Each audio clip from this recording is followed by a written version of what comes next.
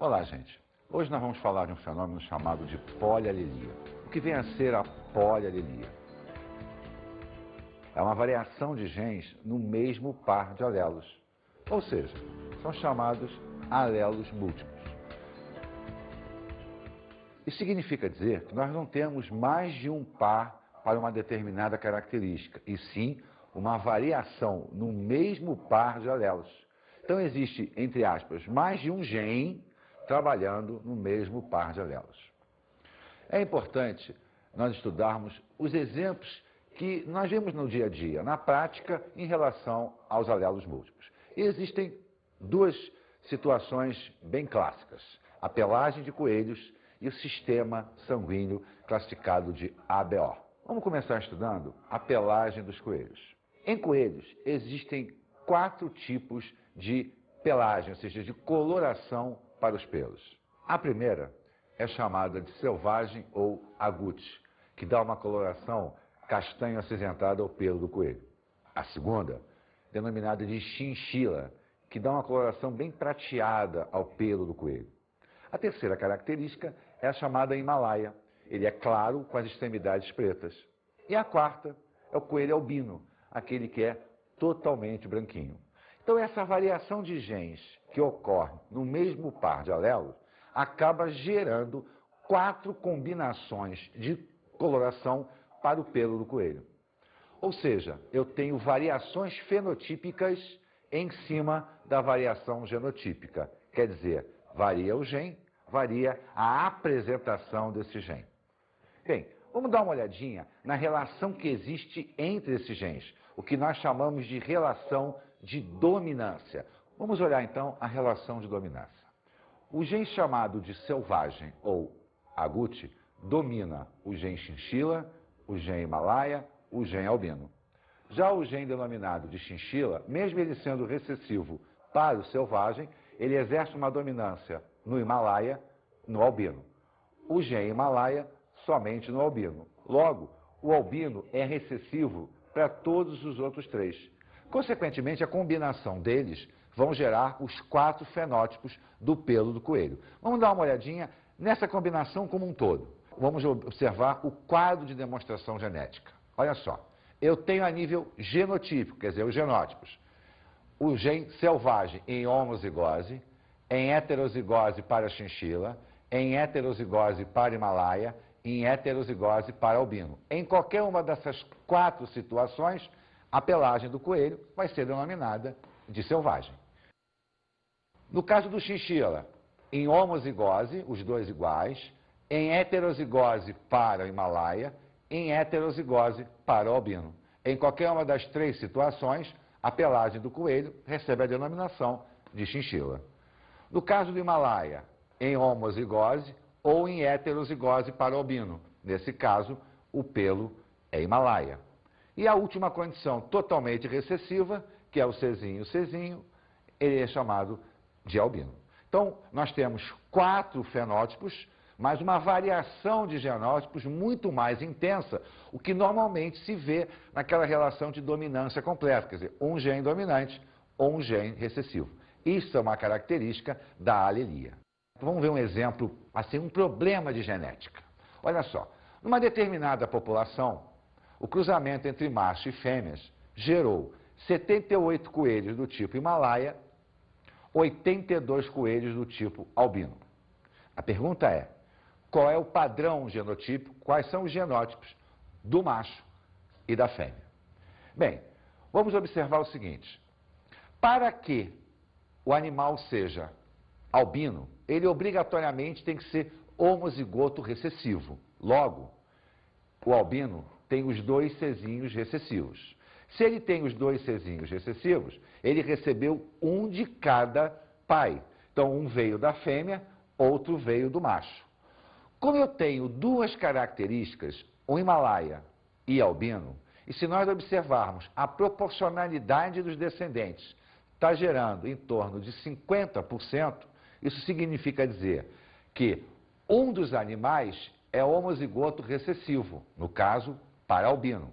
Cede um gameta para o filho, outro gameta para o outro filho. O outro, automaticamente tem que estar em quê? Em heterozigose. Logo, se eu tenho Himalaias e albinos, automaticamente um dos outros animais é Himalaia. Então vejamos, o Himalaia vai gerar 2 gametas, o gene para o Himalaia, o gene para o albino. O animal albino só gera um gameta. Com isso, ó, gene do Himalaia, gene do albino, o animal vai ser Himalaia.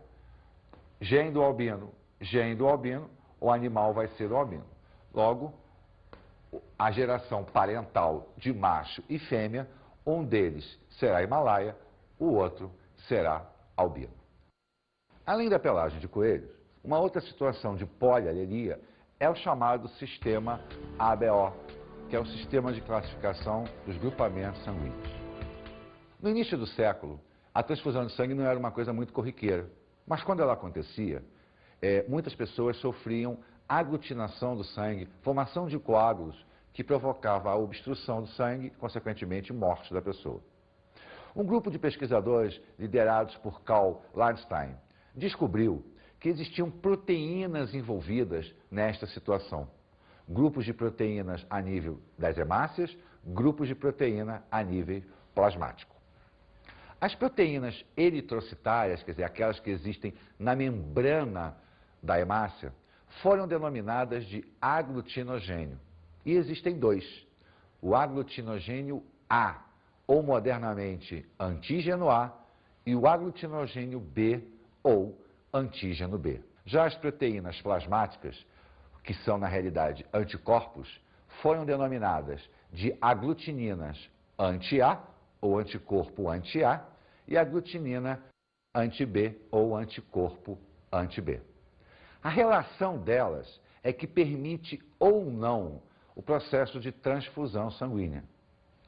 Para que possa existir a transfusão sanguínea, tem que existir a compatibilidade entre o sistema de aglutinogênio e de aglutinina. Agora, como o nosso organismo vai fabricar essas proteínas, seja elas de origem eritrocitária, seja elas de origem plasmática? Existem 3 genes envolvidos nesta situação. Os genes que foram batizados de IA, o gene IB e o gene Izinho. Sendo que a relação entre eles se dá de codominância entre o gene IA e o IB. Quer dizer, os 2 presentes, os 2 se manifestam. E a relação de dominância completa entre IA e IB e o gene Izinho. Essa combinação de alelos vai gerar o aparecimento de 4 fenótipos sanguíneos, batizados respectivamente de tipo A, B, AB e O. Para que a gente possa melhor observar isso, vamos dar uma olhadinha no quadro. Quando nós temos o gene IA em homozigose ou em heterozigose, nós geramos a proteína eritrocitária tipo A e o anticorpo anti-B. Como eu tenho o antígeno A, eu sou tipado como A. Se eu tiver o gene IB em homozigose ou em heterozigose, eu vou gerar o antígeno B, quer dizer, a proteína eritrocitária, e o anticorpo anti-A, e sou tipado como B. Se eu tiver o fenômeno de codominância, o gene IA e o gene IB, eu gero os 2 antígenos, o A e o B, mas eu não gero anticorpos. Dessa maneira, eu sou tipado como AB. Agora, se eu for o homozigoto recessivo, Izinho, eu não gero antígeno, mas em compensação gero os 2 anticorpos, o anti-A e o anti-B, e sou tipado como O. Na realidade, o sistema originalmente ele era chamado de sistema AB0, justamente para indicar a ausência do antígeno. Porém, modernamente, denomina-se de sistema ABO. Bem, essa combinação de antígenos e anticorpos é que vai permitir, efetivamente, o processo de transfusão sanguínea. Então, a possibilidade de transfusão sanguínea, ela surge da compatibilidade entre o antígeno e o anticorpo. Vamos observar aqui uma coisa. Se eu sou tipo A, nós já vimos que eu gero o antígeno A e o anticorpo anti-B. Então, se eu sou tipo A, eu posso receber sangue do meu próprio e do O. E posso doar para A e para B. Se eu sou tipo B, quer dizer, possuo o antígeno B e o anticorpo anti-A, eu posso receber do B e do O. E posso doar para o B e para a B. Se eu sou tipo AB, quer dizer, possuo os dois antígenos, eu recebo de A, de B, de AB e de O, mas só sou capaz de doar para AB. Em compensação, se eu for tipo O, eu recebo somente de O, mas sou capaz de dar para A, B, AB e O. Por que essa diferença? Justamente por causa da compatibilidade antígeno-anticorpo. Vamos dar uma olhadinha em alguns exemplos. Vamos observar uma situação onde o doador, quer dizer, aquele que vai possuir o antígeno, e o receptor, o anticorpo. Vamos agora observar o depoimento de uma pessoa que lida dia a dia com esse tipo de problema de transfusão sanguínea. Vamos ver. Quando o paciente recebe um sangue incompatível ao seu, ocorre uma reação chamada de reação hemolítica do sistema BO. Essa reação ela é muito rara, porém ela é muito severa, podendo o paciente ir a óbito em poucos minutos. Recebendo somente 30 ml de sangue pode levar o paciente a óbito. Essa reação ela é considerada 90% erro humano, ou uma pessoa errou, fez a tipagem da bolsa errada, ou foi instalada uma bolsa trocada no paciente. O que causa principalmente é um comprometimento renal, porque quando a pessoa recebe um sangue incompatível ao seu, as hemácias dela vão quebrar as hemácias incompatíveis que ela está recebendo. Vai gerar uma toxina que não é eliminada pelo rim e uma das principais reações é o comprometimento renal. Na hora que o paciente recebe o sangue, os principais sintomas que ele começa a sentir, que caracteriza a reação, é uma sensação de angústia, um sufocamento, dor torácica, abdominal, o paciente fica com a face vermelha, ele tem uma queda na pressão arterial, dificuldade respiratória e uma perda de sangue na urina. Ela é mais visível se o paciente está com uma sondinha vesical, mas se o paciente não tiver sem a sonda e puder observar a urina, já existe essa perda de hemácia na urina, ela fica bem vermelha. E podendo evoluir para o choque, que vai levar o paciente a óbito. Os principais cuidados para evitar esse tipo de reação é a checagem e o controle no banco de sangue da tipagem da bolsa e em quem vai instalar a bolsa para ver se está instalando no paciente certo. Quando o paciente está fazendo a reação, parar a transfusão imediatamente, manter o acesso do paciente com um soro fisiológico e chamar um médico plantonista que vai fazer o atendimento. Vai prescrever um diurético para ele perder rapidamente isso na urina, senão vai poder levar o paciente a óbito rapidamente. Viram? Os problemas que ocorrem a partir da incompatibilidade de transfusão de sangue, ou seja, quando se dá um sangue de maneira errônea para uma pessoa. Bem, vamos observar aqui o porquê que acontece. Vamos olhar o nosso primeiro exemplo. Olha só, o doador tipo O, o receptor tipo AB. Se o doador é tipo O, a primeira coisa que eu tenho que pensar, qual é o antígeno do doador? Se ele é tipo O, ele não possui antígeno. É a característica da pessoa que é O, é não possuir antígeno. Bem, o receptor é o AB. Então vamos olhar o quê? O anticorpo dele. Ora, o anticorpo do receptor também não existe, porque como o AB possui os dois antígenos, ele não pode fabricar anticorpos. Caso contrário, ele iria destruir as suas próprias hemácias. Então eu não tenho o antígeno, eu não tenho o anticorpo. Não vai haver jamais incompatibilidade. Então essa transfusão, ela passa a ser compatível. Agora, vamos olhar o nosso segundo exemplo usando as mesmas pessoas, apenas invertendo a ordem. Agora, o meu doador é do tipo AB, o meu receptor é do tipo O. Doador, o que importa é o antígeno. E o antígeno do doador é o A e é o B. No receptor, o que importa é o anticorpo. O anticorpo do receptor é o anti-A, é o anti-B. Ora, eu tenho no doador os dois antígenos, eu tenho no receptor os dois anticorpos.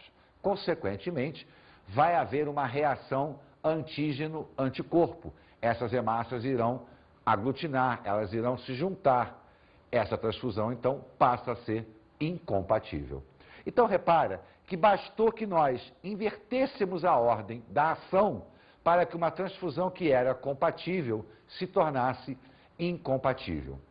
E é justamente no nosso primeiro exemplo, pelo AB não possuir anticorpos, que ele é denominado de receptor universal, haja visto ele não ter a capacidade de se defender de nenhum sangue que penetre no seu organismo. Por outro lado, o O é denominado de doador universal justamente por não possuir antígenos. Se ele não possui antígenos, ele é incapaz de gerar uma resposta imunológica. Acontece que mesmo após o advento da identificação do sistema ABO, alguns acidentes continuavam a acontecer. E as pesquisas também. Ao injetar hemácias na corrente sanguínea de uma espécie de macaco chamado de macaca rhesus, houve a produção de anticorpos. Isso chamou a atenção de Landster, porque ele imaginou o seguinte: se ao injetar uma hemácia eu estou gerando a resposta imunológica, é porque deve existir alguma proteína que estimula a produção de anticorpos. E essa proteína, então, em homenagem à macaca rhesus, que é a espécie, foi denominada de proteína RH. As pessoas que possuem a proteína são batizadas de RH positivo. As pessoas que não possuem a proteína são batizadas de RH negativa. Então, positivo e negativo é apenas para indicar a presença ou a ausência de uma proteína também eritrocitária, uma proteína também presente nas hemácias. Vamos ver agora a formação do genótipo e do fenótipo. Vamos observar. Se eu tenho o gene Rzão em homozigose ou o gene Dzão em homozigose, eu vou formar a proteína. Consequentemente, vou ser batizado de RH positivo.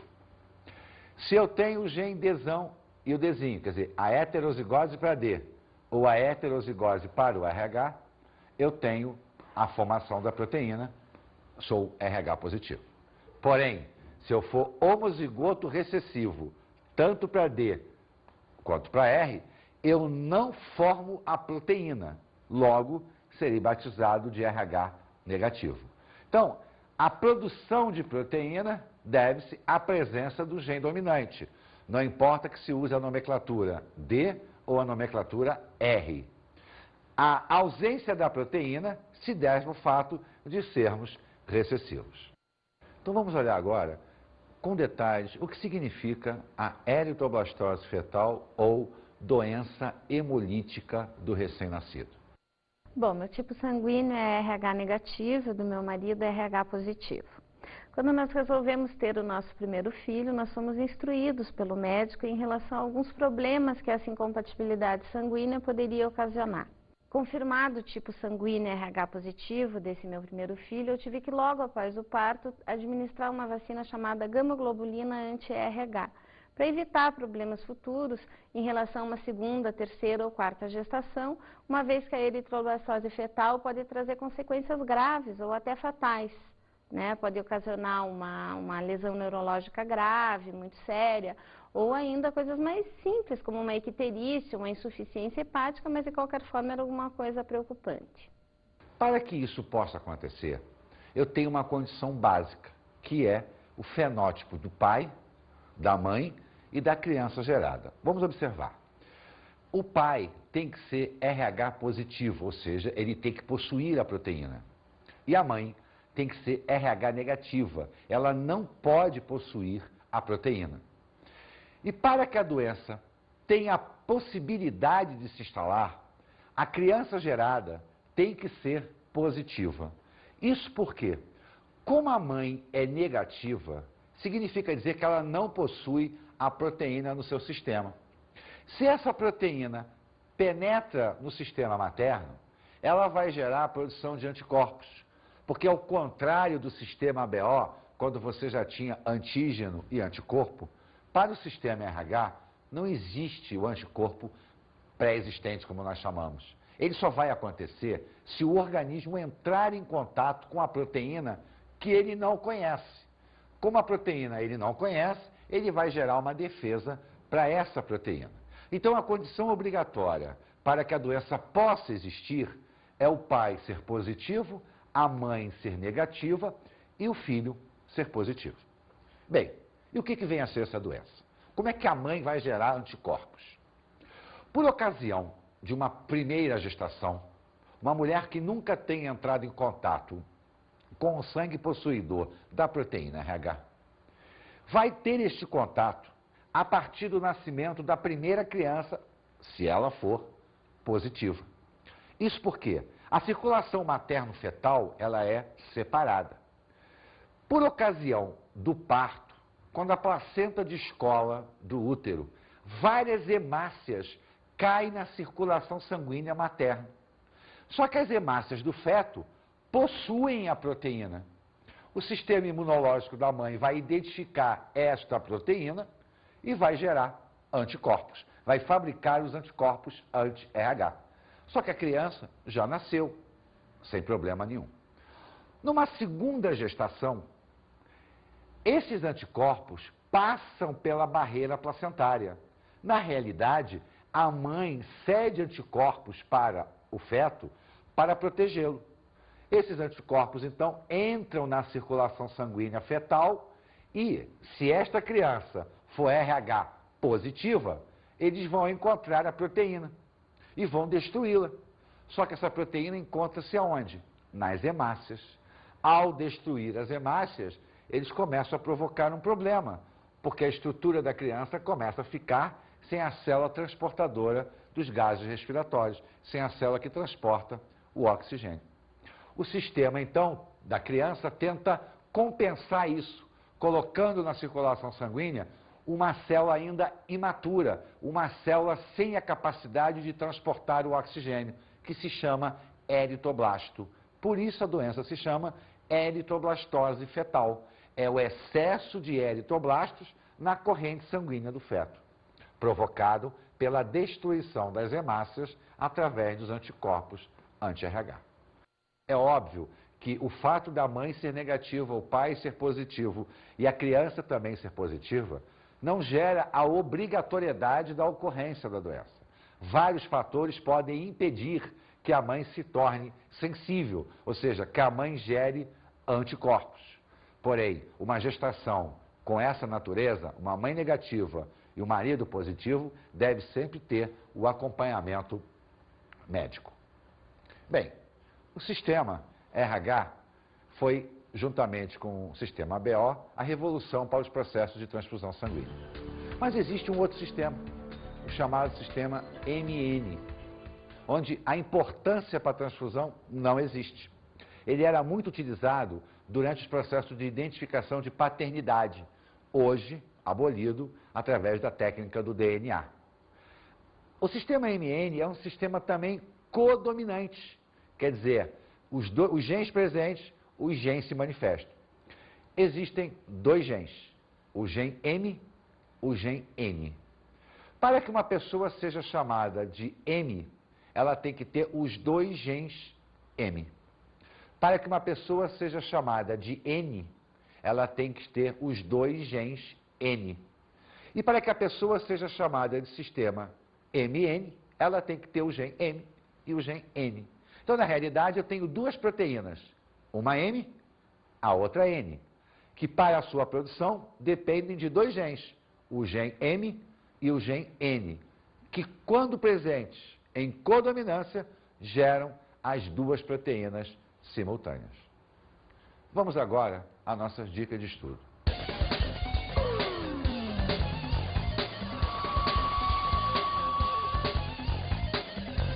Eu diria, estudem com detalhe o sistema ABO. Observem a produção de antígenos de anticorpo. Observem a formação do genótipo e do fenótipo. Mas não trabalhe com ele isoladamente. Olhe em conjunto com o sistema RH. São duas coisas distintas, mas que trabalham simultaneamente. Olhem com atenção a eritroblastose fetal ou doença hemolítica do recém-nascido. Porque, além do estudo da genética, ela é muito importante para o nosso dia a dia.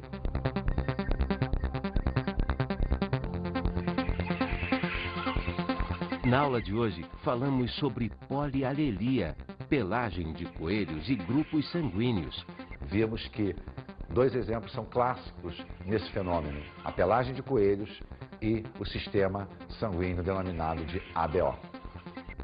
E analisamos as possibilidades de transfusão. Ao estudarmos a polialelia do grupamento sanguíneo, vimos as compatibilidades transfusionais, ou seja, a possibilidade de transfusão sanguínea. Estudamos também o sistema RH, visto que ele é importantíssimo no mecanismo de transfusão. Bons estudos!